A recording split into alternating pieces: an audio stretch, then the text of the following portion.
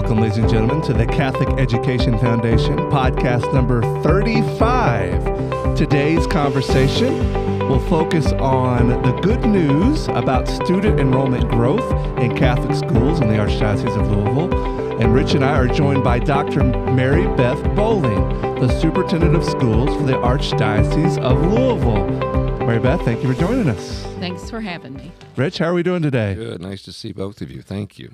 All right, Mary Beth, you're a pro here. You've been on our podcast in the past.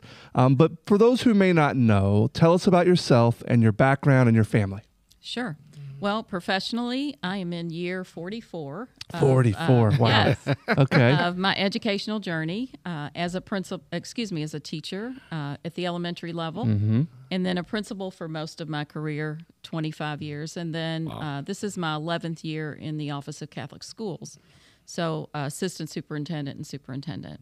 And then family, I have a new grandbaby. That's an exciting thing for me. Yeah, that's awesome. Amen. But 2 children, of course, my husband, and, everybody's great.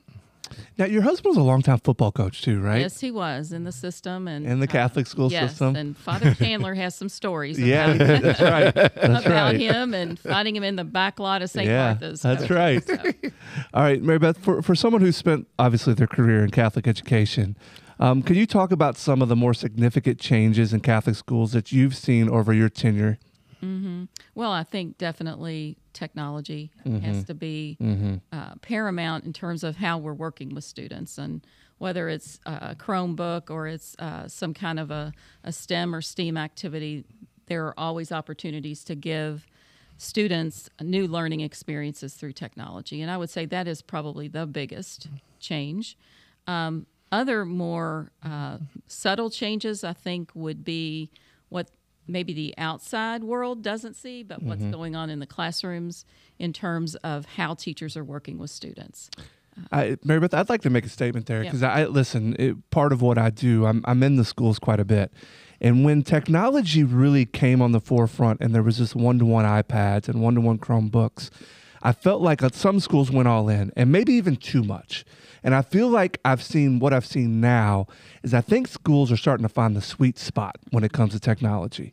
I think maybe it was a little too much screen time, a little too much on the iPads and Chromebooks. But now I think they've all kind of figured out how to dial that back a little bit and merge kind of what we did really well in the past with the technology. And I feel like it's gotten really good here as of late. I would agree. I think you can do one thing too much, and then it doesn't become as effective as it has maybe been in the past. But certainly, I don't know, the book, The Anxious Generation, that just came out, talks about how you balance technology with that social interaction that is so important to the development of young children and teenagers, adolescents, that we need to really watch that.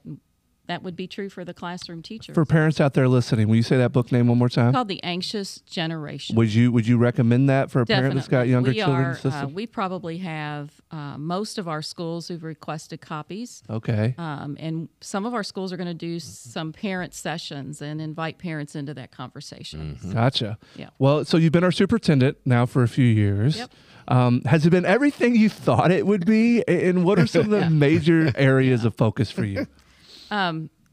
It's probably not been everything I thought it would be. It's been everything and more. Yeah. Some of the things you would not have predicted that you'd be dealing with. But Sure. I think for us, the major focus, at least in this is my 4th year and working with a new team, is basically a focus on continuous improvement. How are our schools getting better? It isn't about always claiming that we're academically excellent or superior. It's about how are we getting better every day. So we've got a lot of processes in place, for example, to promote accreditation and make sure our schools are prepared for accreditation. My team is out in schools this month. They're probably at 6 different schools, looking at their continuous improvement processes and offering them support, basically. And what do you need? What resources do you need to help your students get better? And it'll be different for St. Raphael and St. Augustine and Marion counties. Sure. So one of the things, and we talked a little bit of this off air, but one of the things that has been really, really awesome here as of late is the collaboration between the leadership at schools. Can we talk about that a little bit? Sure. One of the things that our team at the Office of Catholic Schools has been focused on is making sure that our schools are not operating in silos, that they are, and they have opportunities to network with one another. So there are layers built into the meetings that we host. Last week it was a principals meeting, and there were lots of times for interaction throughout that meeting. We have a network, school network, collaboration of 4 or 5 schools that are coming together, teachers and principals, on a regular basis, just-in-time professional learning. So there are multiple ways that we are challenging our schools to look to one another to better their practice and to find new and creative ideas. And see what everybody else is doing well, right? And maybe borrow a little bit of that and figure out how this leader is excelling in this area. I think everybody can get better that way. I think it's really cool that our archdiocesan schools do that, because it's just a way for all of our schools to get better. Yeah. One other thing we're building this year is a new district information system. Nice. So we have never been connected with one central database. Okay. So this year we are rolling that out and working with all of our schools so that by 25-26, all of our elementary schools will be using the same information system that talks to us, that talks to our office. And I think that will help us be more efficient in looking at data and better understanding the reality of just some of those benchmarks that we look for. All right, Mary Beth, you're obviously so very good at this. Why go to a Catholic school? Well, I mean, I think everybody's heard it over and over again. It's the whole child, the focus on the whole child. It's the focus on family and community. So those 3 things, I think, drive people to think about the experience they're having. And then, oh, by the way, the academic program is excellent. And we're providing the support and the skills that a student's going to need to move forward in whatever phase of life that they're in. And, of course, it's a Christ-centered education. And the reason I want to state that a little bit aside is that when you talk about Christ and you talk about the teachings of Jesus, there are inherent values that are discussed amongst the students, amongst the staff, and that are embedded every day into conversations. So, like last week I was out at St. Rita. I think we had we had CEF with us, some of our board members, but long story short, we went, had Mass, but after Mass, we went into classrooms, and lo and behold, they're having what they call virtue circles. And I think Neil's probably talked about that a little bit even on this podcast. But to see it in action and awesome. To have a 5-year-old or 6-year-old talking about justice and what justice means is just like powerful. Very powerful. So that's just some of the things I would say. Rich, we've said this before, and the line that you like to use, which I think is brilliant, it's an investment, and maybe the most important investment you'll ever make. Yeah, look, I'm a parent, 4 children, grown children. There was only one really important investment to make in them. That was their education and what I'll call their faith formation, which I mold those together. And it's the best money I ever spent my entire life. It would be the best thing I ever did. Yeah, and I'd have to agree. I mean, I've seen it in my family with my kids, and I'm just so proud to be able to provide that. And honestly, without the foundation's help, this just doesn't exist for a lot of people. So, Richard, in your 11th year, how has the foundation's relationship with the Office of Catholic Schools evolved? Well, it's better, I hope. I would think so. It's interesting. When I first started in this role in 2014, I really didn't have a grand plan. I sort of knew what I wanted to do, but not really. And I was too focused on raising money to build the mission. And what I sort of forgot about is the importance of our relationship to the schools. So I didn't really spend any time in the schools. Lisa Schultz, who was the superintendent at the time, who was on our board, just as Mary Beth is, I didn't spend much time with her. That's on me. And after a couple, 3 years, I started to realize how we we complement each other in Right. what we do. Right. We're sort of in the access business. Yep. And Mary Beth and her team and all of our teachers are in what I call the product business. That's right. Of providing service and product, if you will, to use an accounting term. And I started to better understand as we grew as an organization where we help more kids, how much better we could work together. And I would say today it's a totally different relationship, certainly better from our perspective. And I think we've developed kind of this joint appreciation for what each of us does. It's different, but with a common cause around a family. So I think we're definitely on a great trajectory, and we'll talk a little later about the numbers. You know, I'm all about results, just like Mary Beth is, and the results are showing us that this partnership is really working. Yeah, it's works. working. So, Mary Beth, listen, no one envies that you were the school superintendent fighting your way through COVID, right? That had to have been a very difficult situation, and working very hard to keep Catholic schools open and safe. Can you share some of your learnings from that period? Mm-hmm. Well, I'd have to give kudos to Lisa Schultz. She and I partnered through the early days of COVID, 2020. And then in July of 21, when I took over as superintendent, COVID wasn't over. Yeah. So, but what I saw through that is really just the ability to focus on what was best for kids. Yep. And it didn't matter if it was the community at large, it was our parishes, it was the school staff, it was our parents. We were all in it together. And so for me, it was that constant focus on what's best for our kids.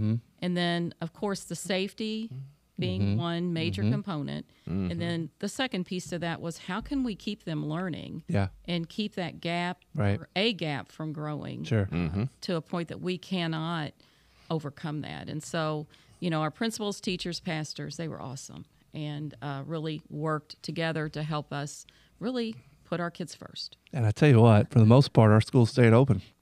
Well, I would use the word exemplary. Okay. I was in a meeting with Archbishop and Brian, kind of on the early part of COVID, and we're trying to figure out, are we going back to school or not? What are we going to do?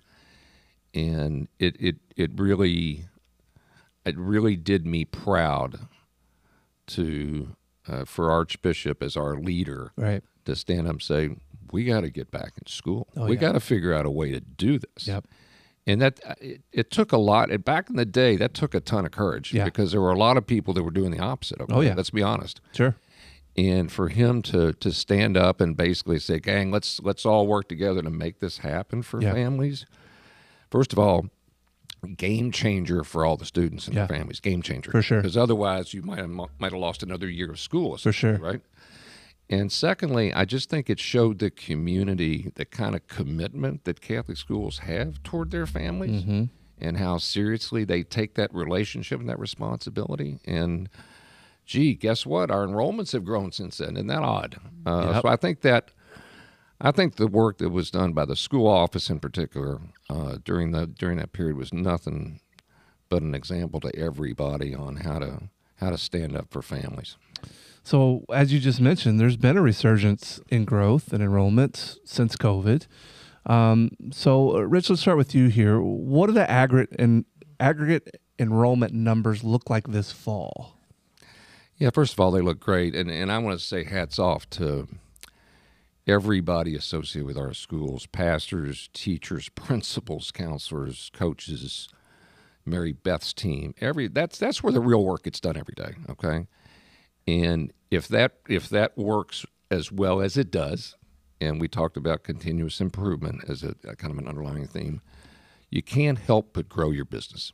And if you have that, you win. If you don't, you don't. And this year, I mean, I'll break it down between the elementaries and the high schools. I mean, there's 39 elementary schools. The enrollment this year is 13,291 kids. Okay. That's up almost 200 kids over last year. And the high schools, there's 9 of them, 5,682 students. That's up 62 kids from previous year. Now, that increase doesn't sound like a lot, But if you combine the increase over the last 4 years, a little bit at a time, we're growing by thousands of students. And by the way, those 184 kids, that's 150 families. So 150 more families are in Catholic schools, elementary schools this year than last. That's a pretty profound impact when you think about it. So while they appear sort of small, they're really not. Let me go off to the side here just for a second here, Rich. But listen, this doesn't happen without the foundation, right? I mean, we could talk about all the great things that the schools are doing and how great it is to be in the community and the education and how safe and everything else. But listen, the access isn't there without the foundation. It just isn't. Yeah, we play a role. We do play a role. I'm proud of it. But I would say, and again, this is my learning over the last 10 years, the partnership that we've developed, the common purpose that we have to provide a better product to more kids. I mean, that's a pretty hard combination to beat. And I would say this, and I'm not an expert on this, but there's a lot of dioceses in the United States, unfortunately, that aren't showing the same kind of growth numbers we are. And I'm not saying that as a braggart or anything like that, but it does say about, to me, it speaks around the commitment that our church is making toward our school and the people that make that commitment every day. I'm talking about people in our schools. Totally agree. Mary Beth, why do you think Catholic school enrollments have increased for the last 4 years in a row? Well, I think we just talked about COVID. I think some families made some decisions then to say, I'm going to look at Catholic school and consider that as an option. But then when they got there, they found that, oh, wait a minute, there's a strong academic program. There's a focus on the whole child. And so it opened their eyes to what potentially could be another option for them. And then, of course, we have the support of CEF and the 110 parishes in the Archdiocese to support Catholic education. So to Rich's point, if we've got both quality and we've also got we have the support that's needed for families to make that decision, then we've got that sweet spot, that good formula for inviting new families into our system. Yeah, I would just a little add on to that. I would say that the performance of our schools during COVID and shortly after sort of spoke volumes to people in the community about sort of who we were. I would say most people in the community know our Catholic schools are really good. They know that. But I think what we did for those families during COVID just elevated our stature across the community. People saying, wow, they got it going over there. And I think that, again, not to brag, but I think that spoke volumes to parents that says, gosh, I wonder how I can have this for my own family. And again, if we can come in on the back end of that and help them out financially, everybody wins. Oh, yeah. Okay, well, let's dig into some of the numbers. And more importantly, maybe some of the stories behind them. So, Mary Beth, let's start with St. Raphael's School on Bardstown Road, where this year's enrollment jumped by 40 students, following a 12-year increase last year. Oh, I'm sorry, a 12-student increase last year. What's going on there? Well, I think one of the things, I'm going to go back just a minute to what we've asked our schools to do in terms of improvement planning, really their school improvement plans. So in talking with Amy, she took her school improvement plan last year and focused on operational vitality, which is one of our 4 markers for excellent Catholic schools. And she shared that, growing their enrollment was one of their goals that they identified and then put action steps into place. So they developed a marketing plan. They asked parents to be a voice for inviting families in, and they reshifted some of their administrative roles so that there was more of a focus on being invitational and inviting families in. And lo and behold, just those tweaks and focus have brought about significant growth for them. Yeah, and this is a school, if you go backwards, right? This is 5 years ago, 6 years ago. I mean, there were 300 kids in that school, and it wasn't doing that great. Right. Went through some leadership changes and some pastor changes and so on. There's 460 kids there today. Yeah, they figured it out. They got it. Well, and they got a pipeline for next year too. So all of a sudden, in my view, St. Raphael's is where it always should be. Yeah. Right? So it's one of my favorite schools, favorite communities. Sure. And they're delivering for their families right now. Well, let's shift to Pleasant Ridge Park, where St. Andrew Academy, their enrollment shot up by 38, including a pre-K growth of 30. I've got an awesome intern that just got out of St. Andrew Academy. What's the story there? Well, again, every school is my favorite. So when I think about St. Andrew, I think about all the wonderful things that they're doing just differently. So with a new principal, Mikkel Cortez, and also a pastor who's just now made a change. But last year they committed to being more invitational in the parish and inviting families into St. Andrew Academy. So St. Peter the Apostle, the parish priest, you have Mikkel that is very targeted in how can we be more invitational with a growing Hispanic community. She and her new pastor attended a workshop at Notre Dame this summer, again centered on how do we invite our growing Hispanic population to consider St. Andrews. Right. So through lots of outreach, lots of personal touches, and being strategic, they have developed and invited in more families. That's fantastic. Yeah, she's taken on a role. I've met with her several times, and she's sort of hand-to-hand combat, I think, in terms of one-on-one interaction with You almost parents, have to be. In terms of spending the time it takes to help a young mom say, hey, let's think about your kid, what might be right for him or her. Let's talk about it. Yeah. And she really invests a lot of her time, and that's tough for a principal to do. It's very hard for a principal to do that. And she's made that kind of investments, and it showed itself. The pre-K program is exploding. Yeah, that's awesome. Rich, your home parish, Holy Spirit School, is just busting it with 30 more students than last year. What's going on there? Go Falcons. We are. I was lucky enough to have my kids go to Holy Spirit. It's got a special place in my heart. Doris Swenson, I think Doris is in her 20th year as the principal of that great school, and quite honestly, one of the best. And I think, a couple things, and this is happening at some of our grade schools, not all of them, but some of them. She invested a few years ago, invested some funds in sort of a full-time enrollment management specialist. Right. That's on the payroll that focuses not on fundraising and other activities, but upon enrollment growth, just like the high schools have. And boy, has that paid off. She's done a fantastic job. I think she's in her third year.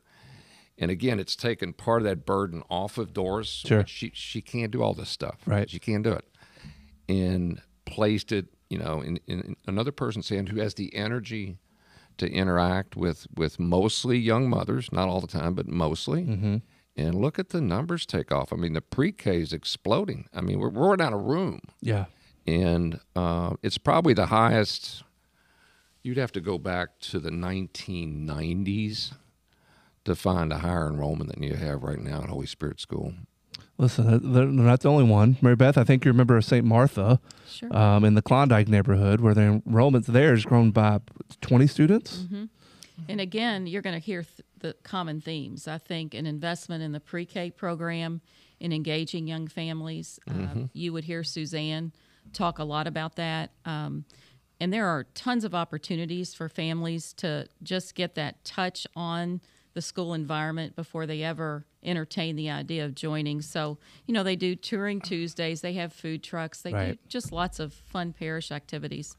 Their social media, I think, has propelled some of that enrollment they've done growth. a great job over there. And I think one of the other things you'd see, and probably at Holy Spirit as well, is that second and third generation graduate of that parish school, they're bringing their children back. Coming back. To re-enroll. So I would say a lot, again, in terms of how are we invitational in asking families, hey, take a look and see what we can do and how we can support your family. And listen, it's not just inside Jefferson County. There's some solid growth, including 14 in St. James School, which is in Elizabethtown, 23 at St. Aloysius, which is Pee Wee Valley. Talk to me about those two schools, Mary Beth. Well, I think Aloysius is, right there at the Oldham County line. And so what they've talked about is there is a desire for a smaller school environment. And as a result, families are seeking just more of that community that we've talked about. And then going back to preschool, you're going to hear a common theme. Last year, they had 90% retention rate of their pre-K into K. And so that has grown substantially. Huge. So I think, again, that focus on connecting parents in the preschool to what is going on in the larger community keeps them there long term. Now, at St. James E-Town, gosh, what's going on there in terms of businesses and growth. That's city's helping. Exploding. Yeah, it's exploding. Really is. But interestingly enough, something that's a little different is that families are coming in and saying that they want more discipline for their children.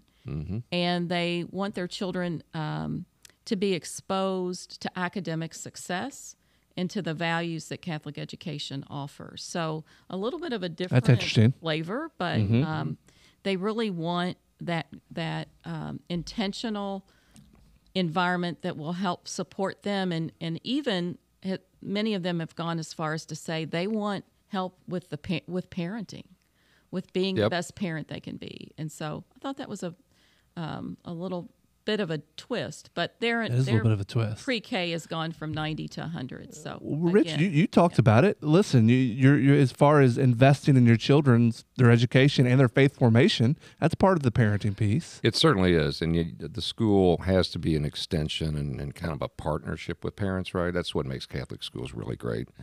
And it's kind of like Amy Fears said on one of our podcasts that Catholic schools require discipline and accountability. That's right.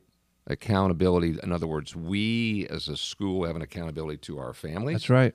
And they, as a family, have an accountability to the school. Yep, amen. So when that goes both ways, it's like when we visited out at St. Rita, we went to 3 different classrooms, 3 different levels, and the discipline in the classroom, obvious. The accountability between teacher and student, quite obvious. And every time you go in one, you relearn that. And I just think that recipe's been around for a long time. It still works. Yeah. Listen, it's not just the grade schools. The high schools are expanding and growing as well. Sacred Heart and Assumption high schools are both growing nicely, with Sacred Heart improving by 37 students, Assumption by 32.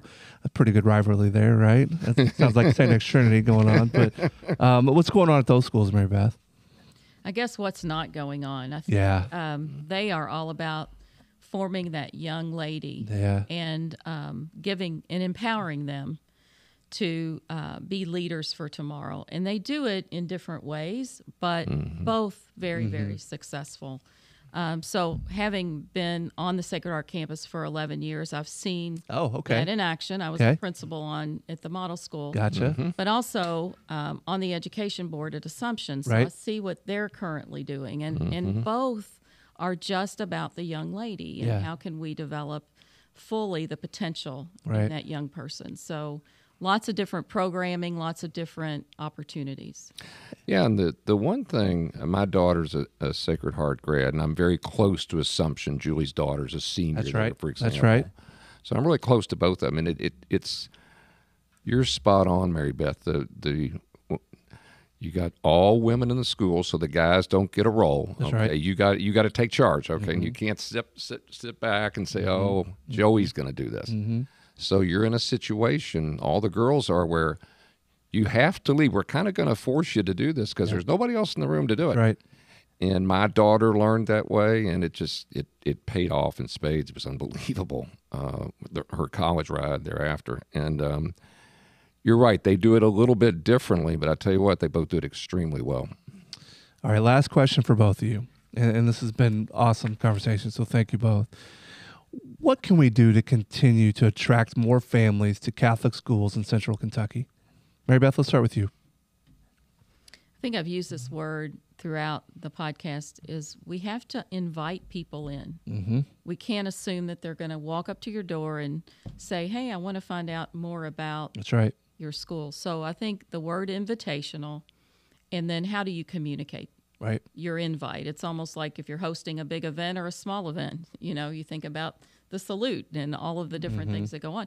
You have to be very strategic and purposeful about the invitation. Right. So I would say those two things are critical, and we have to think about doing those differently than ever before. Rich, would you agree? Yeah, absolutely. I think this thing I referred to earlier about our grade schools sort of adopting high school model for enrollment growth and investing in resources. That's right. I think over the next 10 to 20 years, you got to do more of that, not less. It's going to be a lot more. Because I think while it is an investment that the school has to make, I think the return is pretty enormous. Yeah. And even schools that don't have as many resources as others, they're the ones that kind of have to kind of take that bite first. Yeah. Because they have less options to grow, I think, and maybe need to invest more money in that enterprise to do so. So I think that's one thing. Look, we want to be, and we've said this before, we want to be complementary to this process. So, our internal goal was to go from 3,750 kids where we are today to 5,000. Sure.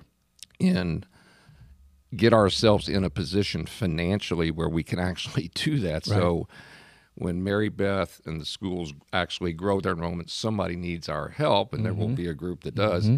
We're going to have to be there to do the access part right. Otherwise, they're not coming. That's right. In certain cases. So our ability to increase our fundraising, kind of expand our impact I think in the next 10 years will be very, very important to the overall growth strategy of our schools, even the high schools.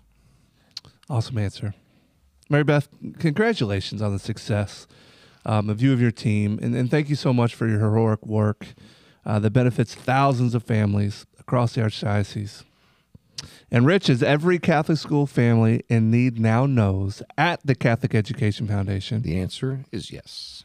Thank you so much for listening to podcast number 35. We'll be back again next month with another engaging guest. Thank you, Mary Beth. Thank you very much.